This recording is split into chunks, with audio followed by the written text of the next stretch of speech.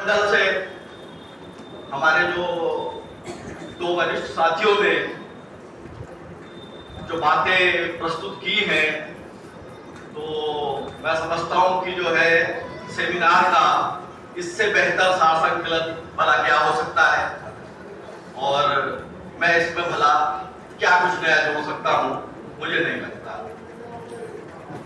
तो मैं सार संकलन के बतौर नहीं, जो यहाँ पर कुछ बातें आई ऐसी जिस पर मुझे लगता है कि नागरिक क्या सोचता है, हम लोग क्या सोचते हैं, इस पर थोड़ा उसमें स्पष्टता या अपनी बात पोजीशन जो है वो कहना थोड़ा आवश्यक है। बस मैं उसको जोड़ना चाहूँ। एक सवाल गोदी मीडिया का कई बार आया, कई बार उठा, उस पर हमने अपने जो पेपर है नागरिक का उसमें भी बातचीत की है। हमारा मानना है कि ये गोदी मीडिया शब्द का जो इस्तेमाल होता है, असल में ये मीडिया का जो अपना जो पूंजीवादी चरित्र है, जो उसका असल चरित्र है पूंजीवादी शासकों का, जो वैचारिक, राजनीतिक, जो सांस्कृतिक प्रभुत्व, उनका आधिपत्य स्थापित करने का जो एक टूल, एक हथियार का काम करता है मीडिया।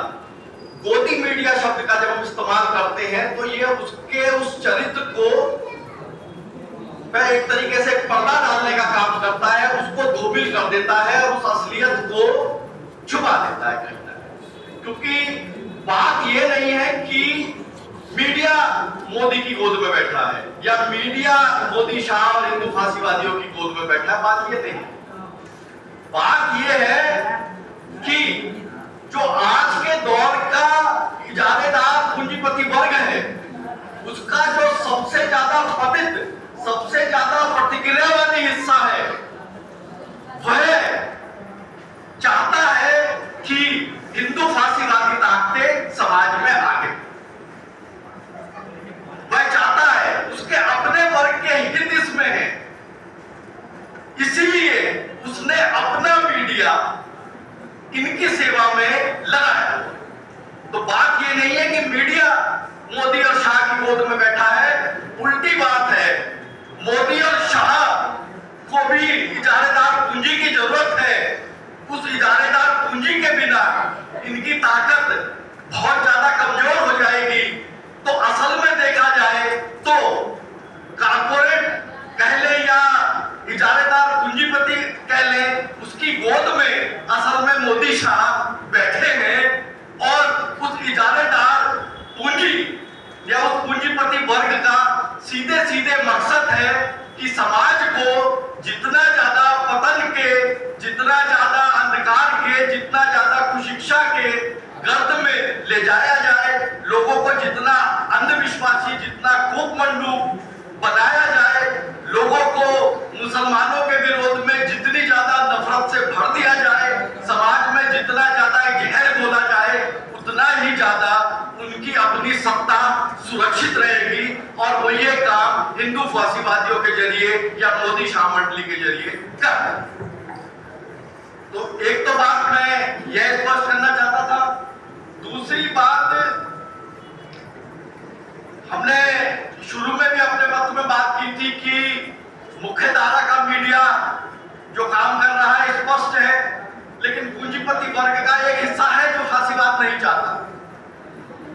वो उदारवादी मीडिया भी पूंजीवादी मीडिया, जो न्यूज क्लिक जैसे चैनल हैं और इस तरीके के उदारवादी, वाम उदारवादी चैनल हैं, जिसको कि मुख्य धारा के मीडिया में स्पेस नहीं मिल रहा है। और पूरा 2024 का जो इलेक्शन था उसमें एक डिवीजन हो चुका था। ये उदारवादियों का मीडिया पूरी तरीके से इंडिया गठबंधन को एक तरीके से सपोर्ट कर रहा था। तो ये जो है, ये इसकी सीमा है। और जो उदारवादियों का जो निम्न पूंजीवादी मीडिया है, जो छोटे छोटे अखबार, यूट्यूब चैनल वगैरह वगैरह, न्यूज पोर्टल है, उनकी भी ये ज्यादा सीमा है। और ऐसी स्थिति में जब हम बात करते हैं कि जब तक इस सीमा को तोड़ते हुए असल में जो समाज का सबसे बहुसंख्यक वर्ग है, जो समाज का उत्पादक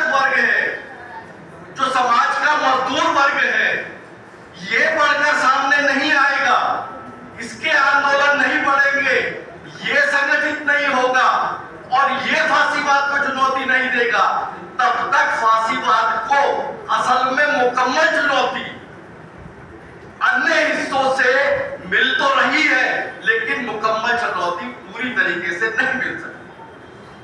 जैसे चुनावी हार जीत से फांसीवाद को पूरी तरीके से परास्त करना संभव नहीं है।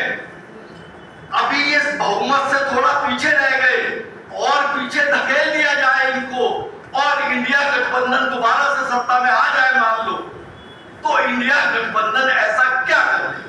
सवाल जनता के जीवन के जो कष्ट हैं, जो तनाव बिगड़े हैं, जो पिछले 30-35 सालों में जो कल्याणकारी राज्य जो भी था ढीला ढाला कमजोर था उसको ध्वस्त किया गया है, उसके परिणाम स्वरूप जो हालात आज पैदा हो चुके हैं, क्या इंडिया गठबंधन, क्या राहुल गांधी, क्या अखिलेश यादव उस चीज का समाधान कोई पेश कर सकते हैं? नहीं। ये असल में खुद उदारीकरण निजीकरण की नीतियों के पक्षधर हैं और इनके पास में असल समस्याओं का कोई समाधान नहीं है। ऐसी स्थिति में ये अगर सत्ता में आ भी जाएंगे तो बहुत जल्द ही जनता का बहुत तेजी के साथ में इनसे भी मोहभंग हो जाएगा और ऐसी स्थिति में हिंदू फांसीवादी इस बात की पूरी संभावना है कि वो बाउंस बैक करेंगे, वो पलटकर दोबारा से आएंगे और पहले से भी ज्यादा ताकत के साथ में सत्ता पर काबिज। तो इनको पूरी तरीके से परास्त करने का, इनको मुकम्मल तौर पर इतिहास के कब्र में पहुंचा देने का, इतिहास के कूड़ेदान में पहुंचा देने का जो कार्यभार है वो मजदूर वर्ग ही उसको संबोधित कर सकता है। इतिहास में भी मजदूर वर्ग ने संबोधित किया था। वो समाजवादी सोवियत संघ ही था जिसने फांसीवादी नाजीवादी जर्मनी को शिकस्त दी थी, जिसने नाजी हिटलर को आत्महत्या करने पर मजबूर कर दिया था। आज भी अगर फासिस्टों को मुकम्मल शिकस्त देने का काम करेगा तो यही संगठित मजदूर वर्ग करेगा। और याद रखिए, फासिस्टों के निशाने पर हमेशा ही संगठित मजदूर वर्ग रहा है, उनका वो मुख्य दुश्मन रहा है। तो ये हम लोगों का मुख्य कार्यभार बनता है कि मजदूर वर्ग संगठित हो और उसका आंदोलन आगे बढ़े और पूंजीवाद के संकट से, पूंजीवाद के आर्थिक संकट से, उसके सामाजिक संकटों से के कारण फासिस्ट ताकतें आगे बढ़ती हैं। तो ऐसी स्थिति में जब तक हमारी लड़ाई इस पूंजीवादी व्यवस्था के खिलाफ केंद्रित नहीं होगी तब तक हम फांसीवाद को भी पीछे नहीं धकेल सकते हैं। तो हमारा संघर्ष दोनों के साथ में साथ साथ चलेगा और निश्चित तौर पर इस समय फांसीवादी सत्ता में है तो उनको पीछे धकेलने के लिए चाहे संयुक्त मोर्चा बने, चाहे लोकप्रिय मोर्चा बने, उसके लिए हम लोगों को तैयार रहना पड़ेगा। लेकिन उसके केंद्र में भी, उसकी व्यापकता में भी हमारे लिए मजदूर वर्ग और औद्योगिक मजदूर वर्ग उसके केंद्र में होना चाहिए, क्योंकि तभी हम जो है सही मायनों में कोई सही निष्कर्ष जो है निकाल करके इन हिंदू फांसीवादियों को पीछे धकेल सकते हैं। तो साथियों, इस चीज को कहना चाहता हूं, साथी अफलातून ने गणेश शंकर विद्यार्थी का जिक्र किया था। 25 मार्च 1931 को वो दंगा रोकते हुए ही दंगाइयों ने उनको मार दिया था, उनकी हत्या हो गई थी। और पूरे आजादी के कालक्रम में देखें, बहुत से पत्रकारों ने, संपादकों ने, लेखकों ने अपनी जानें गंवाई है। कुछ के हम नाम जानते हैं, बहुतों के नहीं भी जानते हैं। आज के दौर में भी पत्रकार, संपादक, दूसरे लोग मुकदमे झेलने से लेकर जेल यात्रा, शारीरिक हमले, यहाँ तक कि अपनी जान तक दे रहे हैं।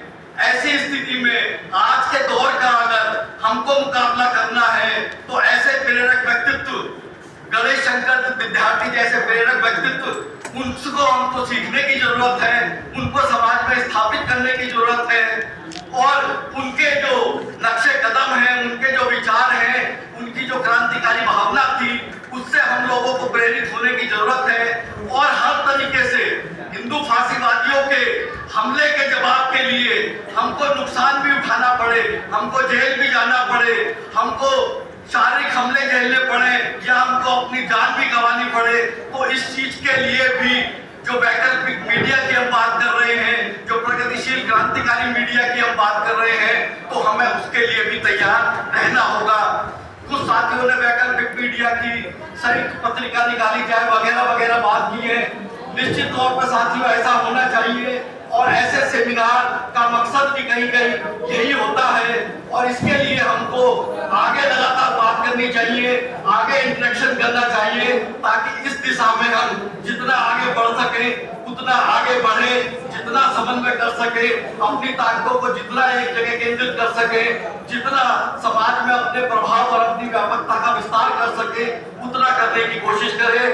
आज के सेमिनार में साथियों ने इतने धैर्य के साथ में पिछले 6 से अधिक घंटे हो चुके हैं हम लोगों को बात करते हुए, जिस अनुशासन के साथ में बातें की, बातों को सुना, उसके लिए सभी साथियों का बहुत बहुत धन्यवाद। अंत में इंकलाब जिंदाबाद।